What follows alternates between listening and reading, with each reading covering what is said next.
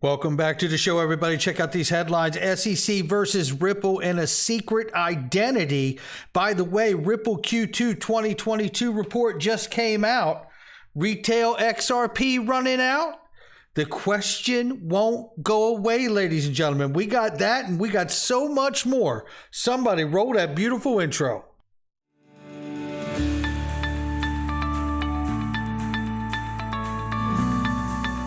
Digital Perspectives with Brad Kimes. Come on in.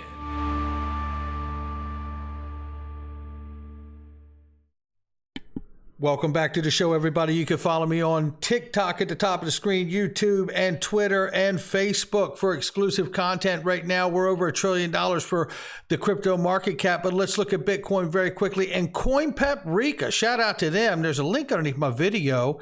You want to download the app, make your own favorite list. Look at this real quick. Where is my favorite list? Oh, I signed out. You know what? I'll do it in the next video tomorrow morning. We're going to go over that a little bit. So let's get back to the list itself here. Let me get off the favorites. There it is. Bitcoin 23,800 plus, Ethereum 1,600 plus, and at the number 8 spot right now, slipping 2 from yesterday. XRP's at 36 cents. Let's take a look at the range of price very quickly. It is off by almost 2%. We're ranging between 36 cents on the bottom and 38 on the top. We will keep an eye on it. Ladies and gentlemen, take a look at this. I love this. Can't wait to get my card. GlintPay, the only place I trust to handle the quick and easy Web3 way, which I like to call hashtag GoldFi. We got that from Jason Cousins himself right here with handling your gold. They even deliver physical gold to your house too. I've been telling you this. Physically allocated gold directly to you. Yes, you can get gold delivered to your house as well, but more importantly, they are GoldFi. They are responsible for bringing the gold-based alternative to banking. Click this link on Twitter or the one underneath my video to get started. Right here, Brad Garlinghouse is going to be attending a fireside chat with 2-Bit Idiot from Masari Crypto, and it is going to be something to see at Mainnet.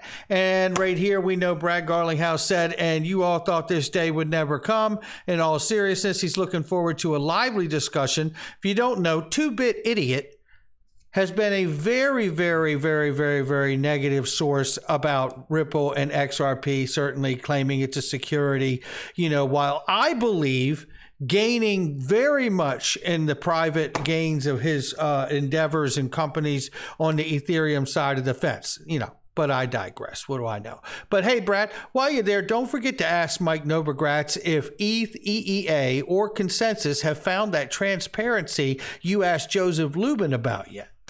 That was about a year or two ago. We saw that when Brad stuffed Joseph Lubin in a conference and put him in his lane. Ladies and gentlemen, Kava Networks is leading in total value locked up in smart contracts among the Cosmos ecosystem.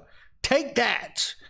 Yeah, 43.1. And not only are they leading, it's a runaway right here. I mean, it is just, whoa, come on in, Kava. Don't forget, Kava 11, it is launches August 31st. Make sure you give them a like and follow. Take a look at this really quickly. If you ever wanted to know, hey, are things about to change in the crypto space? This is one of those things that's screaming to me right here. Charles Schwab, $8 trillion in assets under management to list a crypto ETF on the New York Stock Exchange next week. Can I give you a little story? My oldest brother and myself invested in a sector. I don't want to say the name of the sector here, but it was really favored during the Obama administration, and it really was like a hands-off approach. So we invested in that sector, and just like crypto, we put a bunch of little teeny nets in the water. And you know what? 8 months later, one of those nets had so many fish in it, it was just hard to get it in the boat. I'm going to tell you that right now. This is kind of what I'm seeing here, right? Is that we can't know exactly which one of these investments will go off. We're all making our best educated guesses that we can. And I have shared with you mine, and they are not financial advice.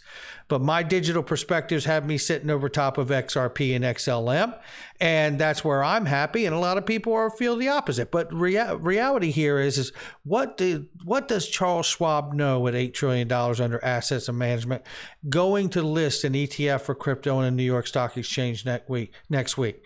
They know big money's coming. That's what they know. And some regulation right behind that too. That's what we all know now, don't we? It really is. Remember what Patrick McHenry said. September is what they're shooting for, which means probably October, because there is the last window you get to do it before the elections happen in November. So we'll see what goes on. Right here from Michael Branch, give him a follow. He got hacked, but you know what? They can't take him out. He's a Hall of Famer. Yeah, make sure you give Michael Branch a follow. The Federal Reserve and the Federal Deposit Insurance Corporation, known as FDIC, have sent a letter to crypto broker Voyager Digital, who went on the list of companies in trouble, if you remember, asking it to remove false and misleading statements regarding the FDIC insurance and coverage. Again, more need for regulation than ever these days. Now let's turn towards Jim right here. Jim, we appreciate you so much for all that you do for every one of us out here. In the next few days, we will get a ruling on the party's motion to seal the expert challenges in the SEC versus Ripple case. Once we get that, the unsealed portion of the challenges themselves will be docketed.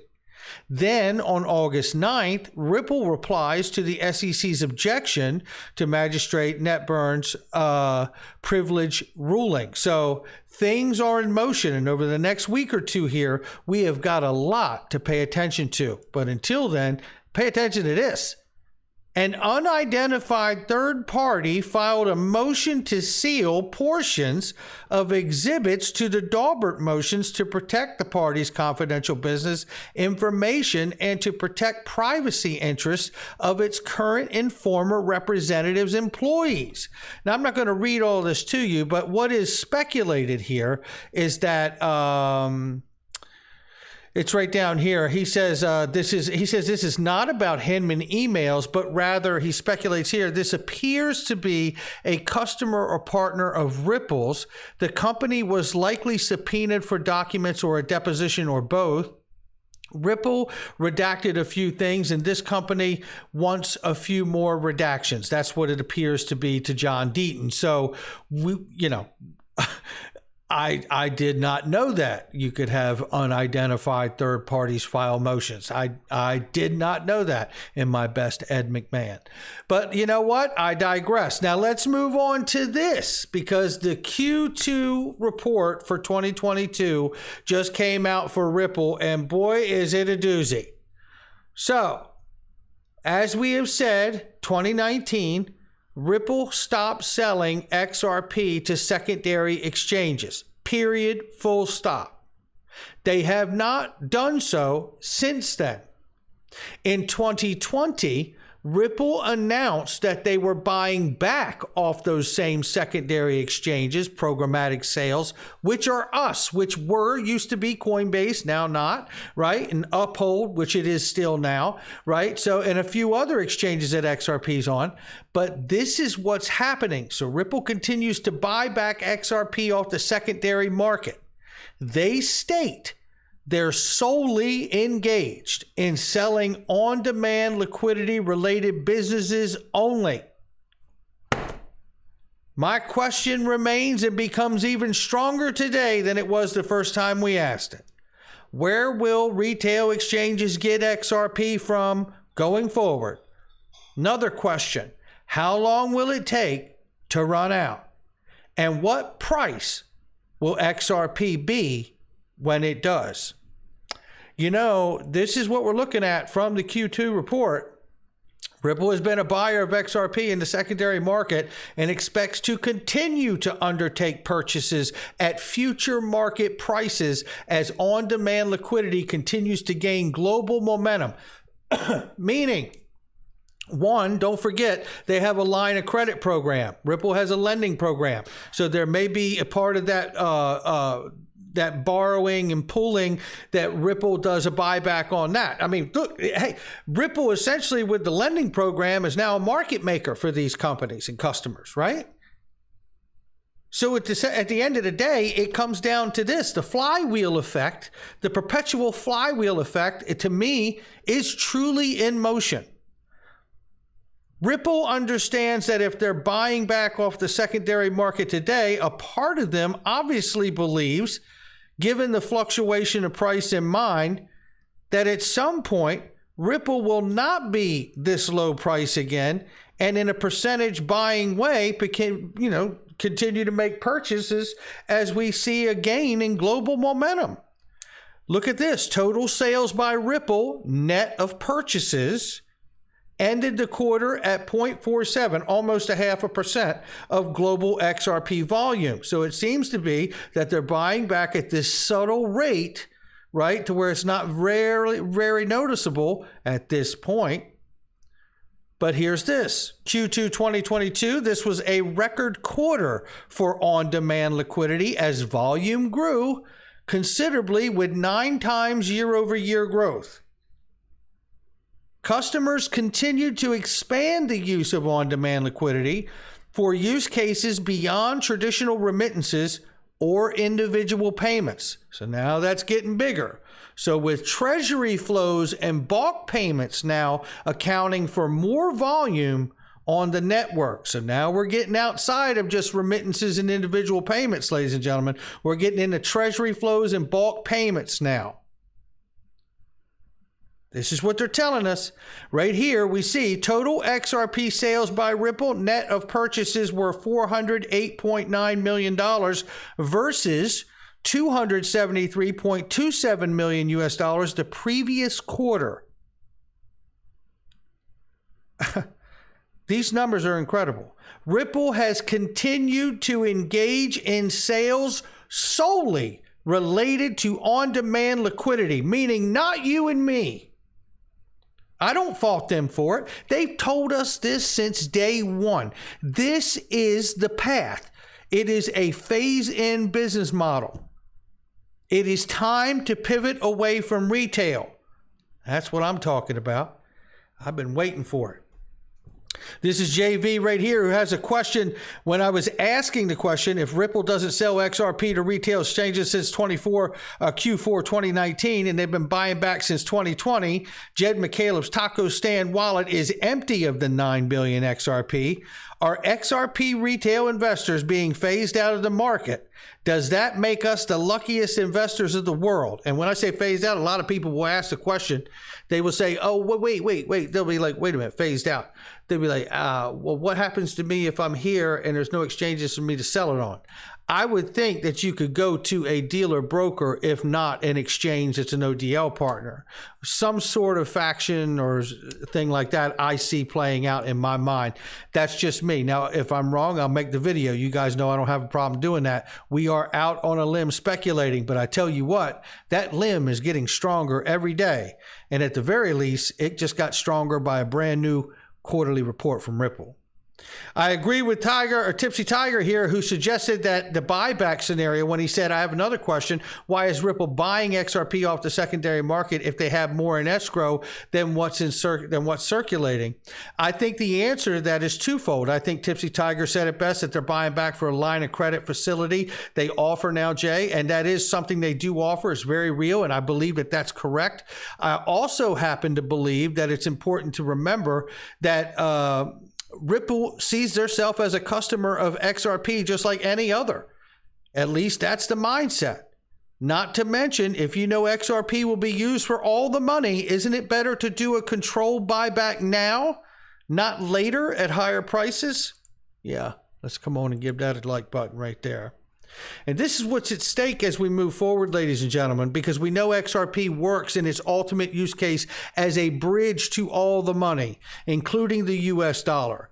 Patrick McHenry highlights right here that it is critical that we fully understand the potential impact of a central bank digital currency will have on American civil liberties, privacy rights before any legislative action is considered. Totally get it, Patrick McHenry, and you do have to consider that. And that's why Chris Giancarlo has really floated the notion that someone in the right agencies in the government, and certainly yourself, Patrick McHenry, and other people of the Congress should consider adopting a protocol and giving it the value and protection of the U.S. Constitution. That way, the privacies and everything else can be awarded from that protocol to any user who uses the network. Certainly worth considering, as Giancarlo said. Then around the world, here's the other threat, because we see BRICS on their way to build a new payment system, which I believe is already built, and introduce a new reserve currency to compete with the U.S. dollar, which I believe probably already exists. We're just about to see it. BRICS just had Brazil, Russia, India, China, South Africa are the big five BRICS, but they've now expanded their meetings and their work to include a lot more countries. So Argentina, Iran, Turkey, a lot of other important economies who have these BRICS conferences. They've announced that they're working on some kind of global settlement currency, and I would make the distinction between a payment currency and a reserve currency. People tend to confuse the two. They tend to talk about the reserve currency status. That's the tough nut to crack. It can happen. Sterling used to be the main reserve currency. It lost its role between 1914 and 1944, but that took 30 years.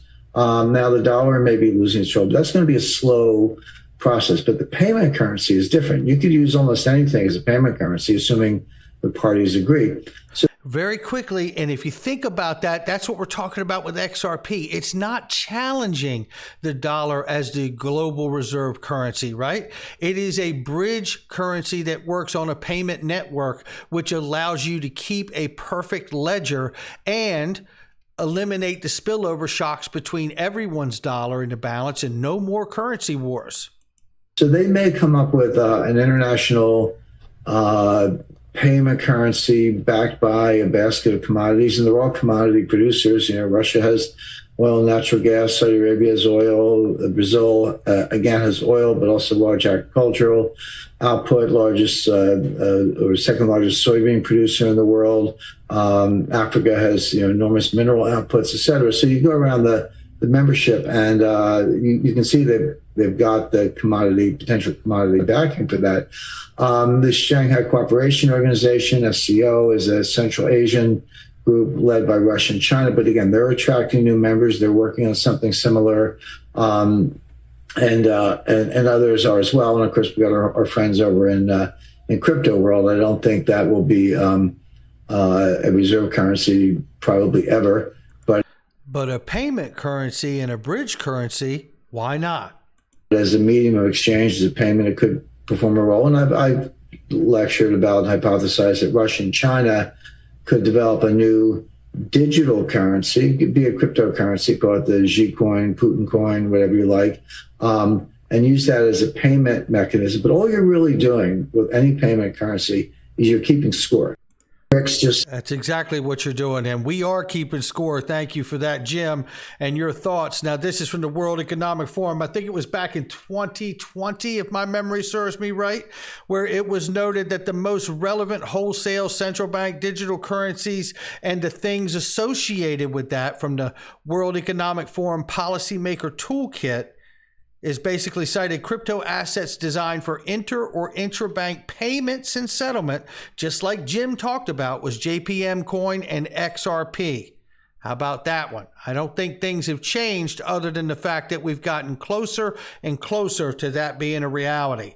And just to highlight again, I pulled up the Q2 report from this year from Ripple that the Q2 2022 was a record quarter for on-demand liquidity as volume grew considerably 9 times year-over-year growth. Customers continue to expand the use of ODL for use cases beyond traditional remittances and individual payments. And now with treasury flows and bulk payments accounting for more volume on the network. That's why I believe Ripple's buying back off of the secondary market. They understand, as a participant and a market maker rather, that this stuff at some point will never be as cheap as tomorrow as it is today. That's what I believe they understand right there. Look, that's going to do it for me. Make sure you hit the like and subscribe and leave a comment below. And don't forget to check this out.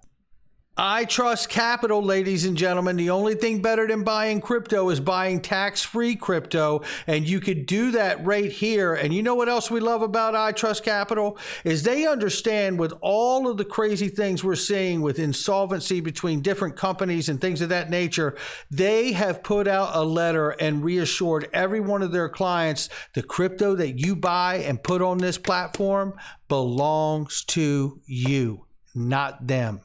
That's the kind of company this is. Make sure you check that link out underneath the video as well. I'll catch all of you on the next one.